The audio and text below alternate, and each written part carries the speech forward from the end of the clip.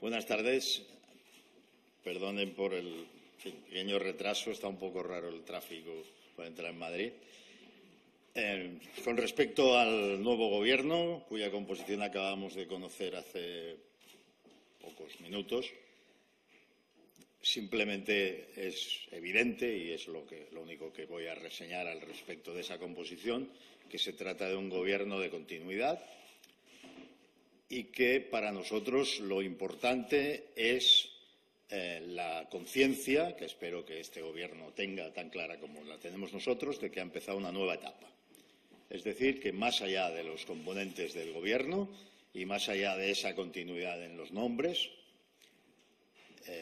queremos destacar la idea de inicio de etapa, si me permiten, y sin ser exagerado, inicio de una nueva era política que se va a caracterizar por el diálogo permanente, la negociación constante y la vigilancia sobre la acción de Gobierno, con el desplazamiento del centro de gravedad de la política hacia el Parlamento. Por nuestra parte, como tenemos la ventaja de ser los únicos que han conseguido firmar un conjunto de reformas con el Grupo Popular,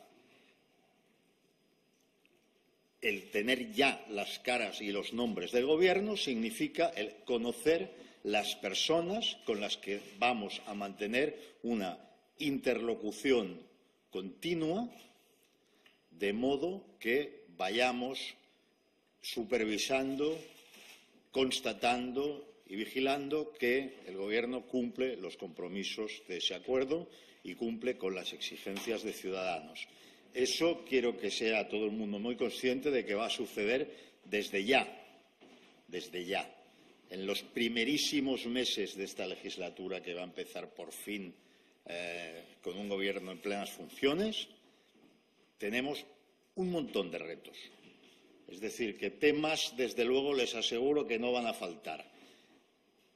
Y sí es cierto que este país ha perdido un año con un Gobierno en funciones y el bloqueo político que todos conocen. También es cierto que el ritmo que se va a imponer a la política española, a la producción legislativa y al acometimiento de reformas va a ser de unas características como no se recuerdan probablemente por nadie que esté en esta sala, dada su edad, que yo envidio.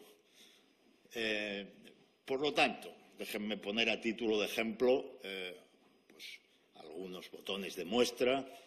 En los próximos 3 meses vamos a tener, desde la eliminación de los aforamientos con la consiguiente reforma exprés de la Constitución, hasta la derogación de la posibilidad de indulto en los casos, o la reforma de la ley de indulto, de modo que sea imposible proceder a esa medida de gracia con los condenados por corrupción política o por violencia de género. Vamos a tener la creación muy próxima de una subcomisión dedicada al Pacto Nacional por la Educación. Vamos a tener el inicio de los trabajos para un nuevo sistema de financiación autonómica. Vamos a tener nada menos, y esto es ya inminente, las negociaciones para los presupuestos generales del Estado, que son, como ustedes saben, absolutamente clave a la hora de garantizar los cumplimientos de aquella parte de las exigencias de Ciudadanos firmadas por los grupos del Partido Popular de Ciudadanos que tienen una traducción presupuestaria.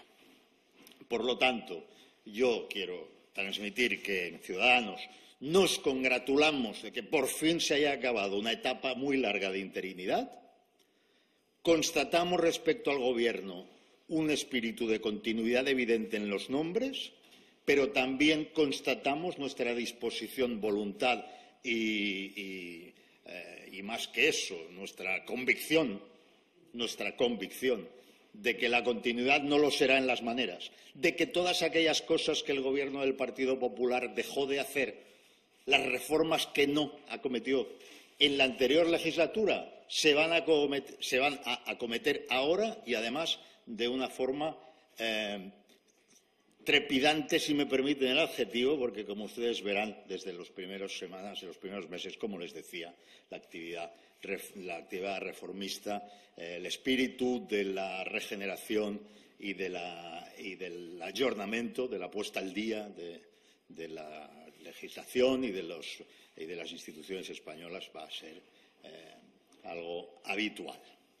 Y hasta aquí mi apreciación. Si tienen ustedes alguna pregunta, estaré encantado de contestar. Sí, hola, buenas tardes. Yo por concretar un poco, uno de los pilares de su programa electoral fue el Pacto Nacional por la Educación. Me gustaría que pudiese, a ver si puede concretar cómo ven, cómo valoran el papel de la continuidad de Íñigo Méndez de Vigo, porque él será su interlocutor en este aspecto. Gracias. Como con todo el resto de componentes del Gobierno, no haremos una crítica o una glosa de la persona en cuestión, sino que usted me habla de un señor que ya estaba en ese cargo y que, me sirve como ejemplo no porque sea él, en cuya persona en concreto no entraré, sino porque representa lo que sucede con la mayoría de los miembros de este Gobierno. Ya estaba allí, pudo hacer las cosas de una manera y las hizo de otra porque el Partido Popular tenía mayoría absoluta, y ahora las va a tener que hacer de aquella forma virtuosa que la mayoría absoluta permitió no hacerlo al Partido Popular entonces. Por tanto, el señor Méndez de Vigo, como otros ministros, pues está en ese sentido obligado políticamente por los pactos que tiene con nosotros. Y, desde luego, habrá una comisión, habrá una subcomisión que se creará inmediatamente para el Pacto Nacional por la Educación. Y, como usted sabe, está previsto que se tome medio año, dada la importancia, no solo la importancia en sí misma, sino el hecho de que la educación, la reforma de la educación constituye reformar la base de todo un sistema, de toda una sociedad y una forma de enfocar el futuro. Pues que eso tiene que ser resultado, desde luego, de un consenso mucho más amplio. O sea, que en ese caso no se trata ya solo de que se cumpla una condición o se cumpla una exigencia de ciudadanos por parte del Gobierno. Se trata de que la mayoría de las fuerzas políticas llegue a acuerdos sobre qué es lo importante en la educación, qué modelo de educación queremos para nuestros jóvenes, para nuestros hijos, para nuestros jóvenes, cómo imaginamos la educación dentro de 10 años, de 15, de 20, y la voluntad de que en ese plazo de tiempo el modelo que ahora se consiga no se haya cambiado ni 4, ni 3, ni 2, ni una vez, sino que sea el mismo. Sí, buenas tardes. Quería saber si a ustedes, para tener una mayor vigilancia de esos acuerdos que han pactado con el PP, les gustaría tener tan solo un interlocutor dentro de este nuevo Gobierno, y si les merece alguna valoración el hecho de que Soraya Sáez de Santamaría haya dejado la portavocía. Gracias. No, mire, la portavocía es algo de nuevo, y en este caso de forma muy evidente, es algo que solo depende, en este caso, pues del propio presidente, y el Gobierno decide quién considera que se explica mejor o peor, o más hábilmente o menos, y es que no tenemos nada que decir a ese respecto. Fíjese, si hubiera solo una interlocución, ¿qué íbamos a hacer con la cantidad de asuntos específicos, especializados, técnicos que hay ahí? No, tiene que haber interlocución con todos los ministros, ¿sabe? Porque hay reformas que afectan a todos los departamentos y como no vamos a maquillar nada, no vamos a hacer retoques estéticos, vamos a hacer reformas profundas, la interlocución tiene que ser entre naturalmente políticos, pero políticos que conozcan el ramo, que conozcan el ámbito del que se está hablando, y con todos los ministros, con todos los miembros del gabinete. Sí, buenas tardes. Varias cuestiones. Habla del espíritu de diálogo, pero ha dejado claro que hay una continuidad en los nombres. No sé si hubieran esperado otra cosa. No hay ninguno de los 4 vicesecretarios jóvenes, se dice, del Partido Popular. Y luego, sobre cuestiones que a ustedes les han preocupado mucho, la vicepresidenta pierde la portavocía, pero asume unas competencias en algo en lo que ya se venía ocupando, la administración territorial, que es algo que a ustedes, por la cuestión de Cataluña y de la financiación autonómica, les afecta. ¿Cómo valoran también que no haya finalmente un Ministerio de Cultura? Desde su partido, Marta Rivera, presidenta de la Comisión de Cultura, lo había pedido, y que no se haya decantado finalmente esa balanza económica, sin haber una vicepresidencia económica, y no es un secreto que ustedes con Cristóbal Montoro no tienen la mejor de las relaciones. Gracias. Bueno, pues mire, somos lo bastante adultos y estamos tratando con cosas lo bastante importantes como para no guiarnos en absoluto por sensaciones personales. Tampoco es cierto que tengamos una mala relación. Es decir, que políticamente uno juzga naturalmente las cosas que alguien hace, y lo que quería decir es que cuando un partido político pues que ya tiene años y que ya ha tocado poder y de pronto se encuentra con una mayoría absoluta, pues hace las cosas de una manera que a lo mejor las mismas personas, cuando no pueden hacerlas así, hacen de la necesidad virtud y resultan ser súper dialogantes. Yo lo que quiero creer es que lo van a ser. Mire, algunos de los miembros del actual gabinete, del ya nombrado gabinete, 3 concretamente, estaban en la comisión que negoció las 150 condiciones. Por lo tanto, yo no prejuzgo nada, nunca hemos entrado en los nombres a pesar de las muchas ocasiones en que se nos ha preguntado. Yo creo que existía, bueno, quizá una curiosidad normal o a lo mejor algo más para saber si a Ciudadanos Ciudadanos prefería tal o cual, fulano, mengano, zutano, o si Ciudadanos vetaba. Ciudadanos ni ha vetado, ni ha propuesto, ni ha hecho nada de eso. Ciudadanos se ha limitado a recordar algo que, por otra parte, es obvio, que la designación de los miembros del Gobierno es una competencia personalísima del presidente, y él la ha ejercido, y todo lo que decimos es, pues mire usted, vale, ya sabemos los nombres, constato que es un gobierno de continuidad porque hay muchos nombres que estaban ahí y muchos de los que estaban ahí siguen haciendo lo que ya estaban haciendo, pero a partir de ahí no prejuzgamos nada. Yo no prejuzgo en absoluto que vayan a mantenerse las maneras de antaño, entre otras razones, porque con las maneras de antaño no tienen nada que hacer. ¿Entiende? Es decir, aquello era una mayoría absoluta, esto es una mayoría minoritaria. Aquello no necesitaba de nadie más, esto necesita, para empezar, de nuestro grupo parlamentario, para empezar,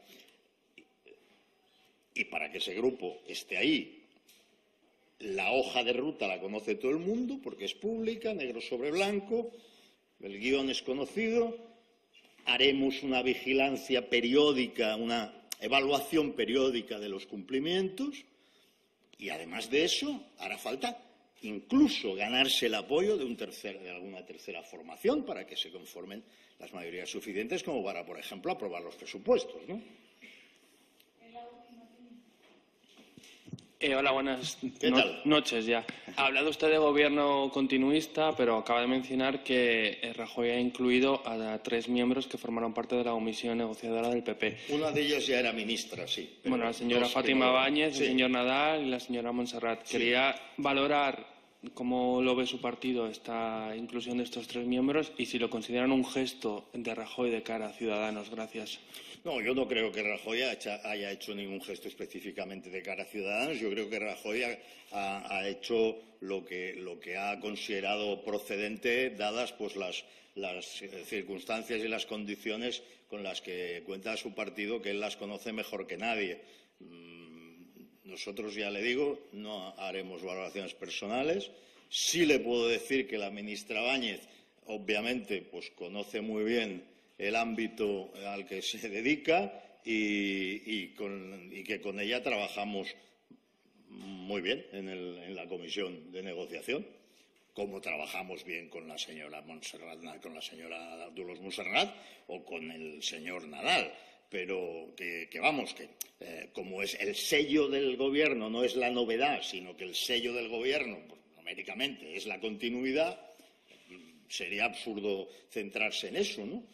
Yo repito la idea, a fuer de repetitivo, no, a lo mejor me hago pesado, pero la idea es esa. La idea es, aunque el gobierno sea de continuidad, esas personas que ahora lo conforman tendrán una interlocución constante con nosotros, departamento por departamento, para aplicar algo que afortunadamente todos ustedes conocen y a lo que se comprometió el Grupo Popular, que son las 150 exigencias de Ciudadanos.